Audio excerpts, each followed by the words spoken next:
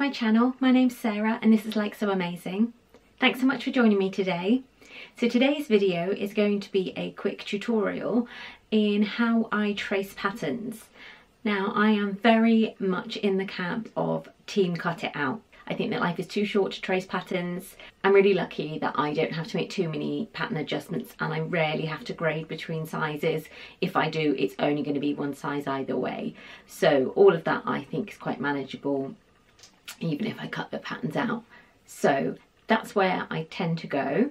However, the lovely Tilly and the Buttons has released her new book. So this is the stretch book.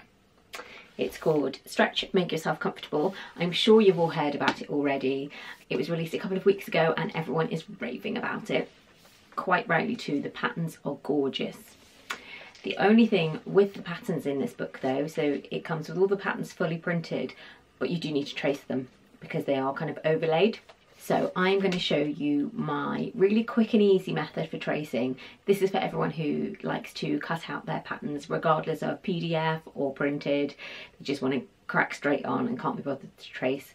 This is a really, really easy method. It means that you haven't got to worry about things shifting around. So anyway, I'm going to crack straight on with that. Okay, so the things that you're going to need your pattern. I'm going to do the BB skirt, which is this pencil skirt here. So I've got my pattern and then I've got a roll of tracing paper. This is just white tracing paper. It's really quite thin, but it's really good quality from Moreplan. So definitely worth getting some of that. Then you're going to need some tracing carbon paper. So this is the one I recommend. It's Burda copy paper and it's amazing because it's really big, and that's the key for this. It means you don't have to move things around, which I always find means that you'll end up with your pieces not quite matching up. And then you need a tracing wheel. So I've got one with serrated edge there. Or you can get just a rounded one, and this is the one I'm going to use because I don't need to serrate it because I just want to mark out the lines fully. And a pair of scissors for cutting the paper later, so not your fabric scissors, your paper scissors. First thing I'm going to do is get a length of tracing paper, and that is going to go down first. And then I'm going to get the copy paper in a contrast colour, so I'm going to go with the red. So I've got white and yellow as well, but obviously they're not going to show up as well.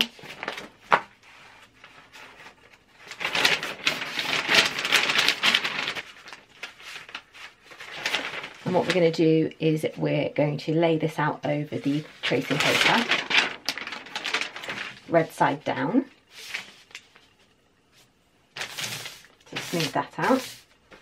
Next we're going to get our pattern piece. Then we're going to lay our pattern piece over that. So making sure that you're covering the tracing paper and the copy paper. And just smooth that out. And I'm going to weight this down with pattern weights. And I'm going to weight it down within the size that I'm going to be tracing on. Just making sure everything is as smooth as possible. And then it's as simple as just tracing around your size.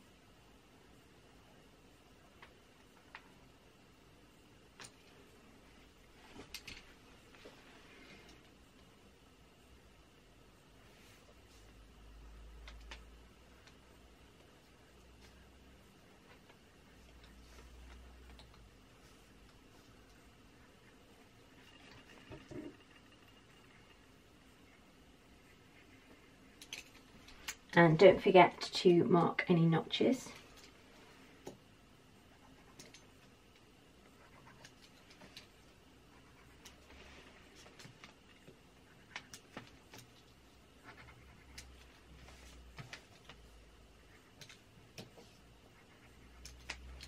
And it's as easy as that. You shouldn't need to press too hard. The pattern weights will help keep it all in place. And then we'll do the reveal.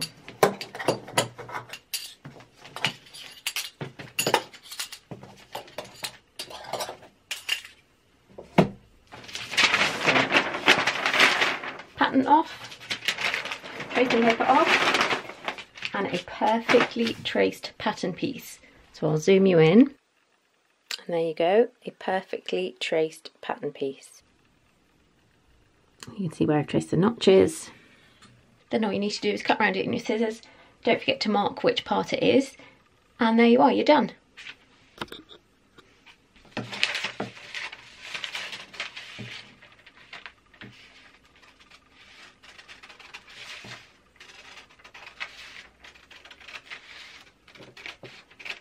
So once I'm done there, I just make sure all the marks are on there, and then I write down what the pattern piece is, what size it is, and there you go, that's all done. So that's my really quick and easy method for tracing. I always think the easiest route is the best. Just a couple of tips: make sure that if you're using the spiky tracing wheel that you've got a cutting mat down so you don't ruin your table. I always find it's easier to do this on a cutting mat anyway. Don't forget to transfer your markings, and don't forget you need your tracing paper, then your carbon paper face down, and then your pattern piece, and you trace along the pattern piece edges. You can still grade between sizes doing this method. You just obviously just trace rather than draw, or you can always draw it out first if you're not sure and then trace over those drawing lines. So I'd be really interested to see if you use this method and if it works out for you. Let me know in the comments below if it has worked out or if you've got any further questions. I hope you found this really useful. Don't forget to subscribe to my channel if you haven't already. I've got exciting news coming up which I will be sharing in the next couple of weeks, which you don't want to miss out on. And don't forget to like the video and share it if you think anyone might benefit from this useful tutorial. And I look forward to seeing you all soon. Thanks so much. Bye bye.